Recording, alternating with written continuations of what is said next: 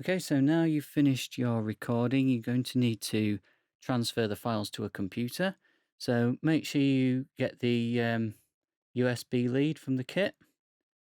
And also if you make sure that the zoom is switched off. So if it's not off already, just hold down the button here and it will turn off after a couple of seconds.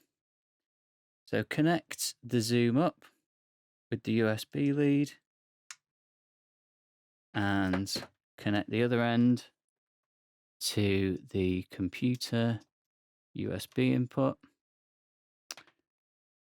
and then switch it on. Again, hold down the power button here. You should get a message asking whether you want to use the Zoom as a SD card reader or an audio interface. Choose the top one, which is SD card reader. Then you need to go to your computer screen. So the computer should detect the Zoom as if it was a card reader. Find the drive, open up the drive.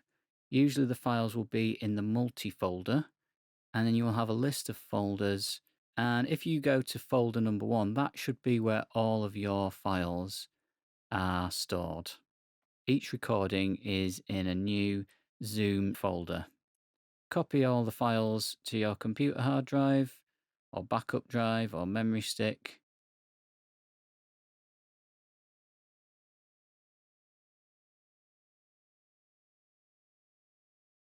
So then remember to eject the Zoom card reader